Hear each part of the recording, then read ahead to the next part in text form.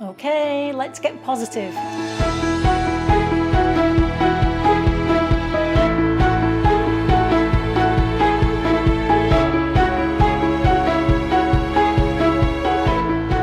Hi, my name's Christine L. Conroy. Welcome to Happy Stuff and Fluff, a channel for women over 50 who are getting happy and growing younger. So here it is then. The upward spiral of positivity that I've been talking about in the last few videos.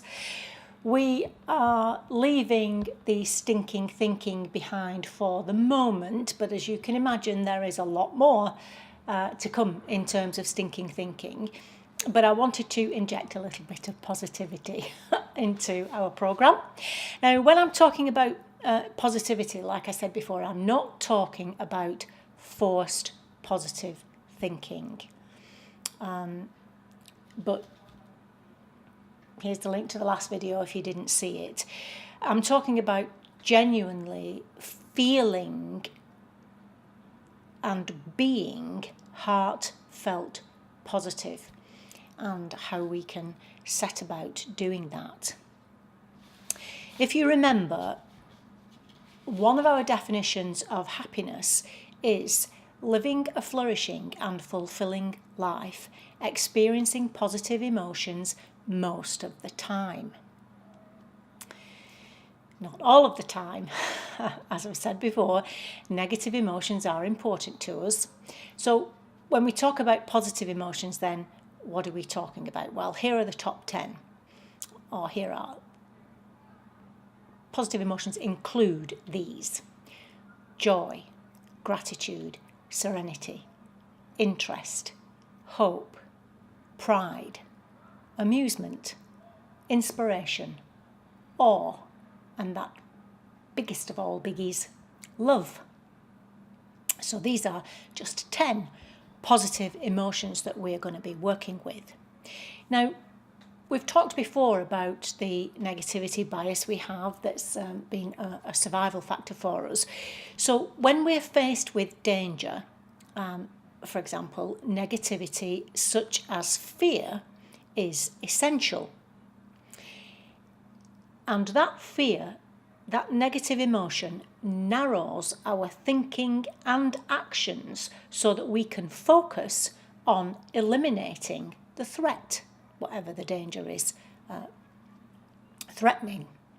So negative emotions then narrow our thinking and actions. On the other hand, the world-renowned positive psychologist Barbara Fredrikson's broaden and build theory tells us that positive emotions broaden our minds and helps us to be more creative, and also that positive emotions build on each other, so that if you have interest, for example, you're more likely to feel awe, for example.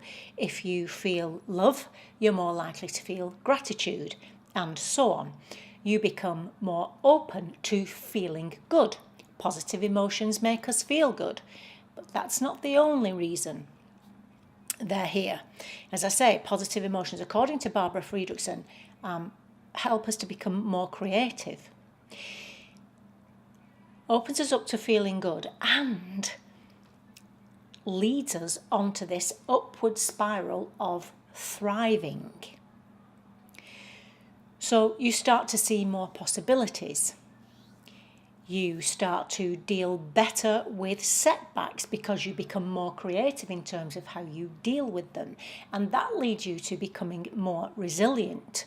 Now, studies have also shown that people who are more positive live up to 12 years longer. Okay. Now, like I said before, we want to live to be 100, but we want to be flourishing and fulfilled at the same time. And being more positive, heartfelt positive, is key to that, living a flourishing and fulfilling life right until we're 100 and more. So we've got to start to increase our positive emotions. So what I want you to do, this is a simple introduction to positive emotions.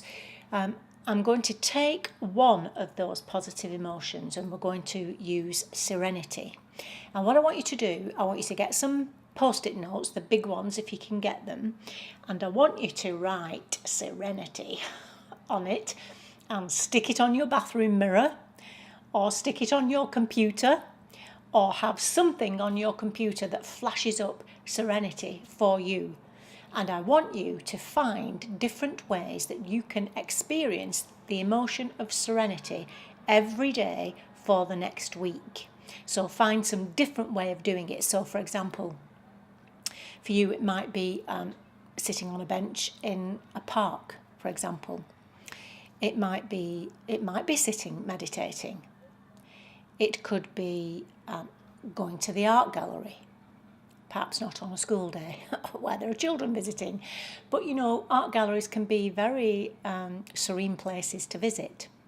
Come up with your own ideas that you enjoy, that give you that feeling of serenity, and practice serenity every day for the next week. And let me know how you get on with that. Because what I want us to do is to really get into the habit of experiencing positive emotions until they become second nature to us. That's what we're going to do. Okay, so Barbara Fredrikson's broaden and build theory is explained in this book. You can see it's been well used and well thumbed. It's 2010, I think, so it's been around for a while. Just as relevant. It's so interesting. If you want to look at the scientific studies that have been done to back up what I'm talking about, you'll find them in here. So I'll leave a link to that book. I also talk about positive emotions in Silver Linings, if you want to have a look at that. We're going to crash on with a few videos with reference to positivity, because you've clearly been working on your stinking thinking, but I want to run this alongside to inject that little bit of positivity for you, and we're going to become heartfelt, positive women over 50, because on the Happy Stuff and Fluff we are getting happy and growing younger, and this is how we're going to do it. Okie doke, so thank you for being here. I do so appreciate you. Please talk to me.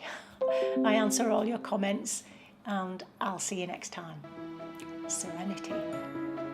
Bye-bye. See you soon.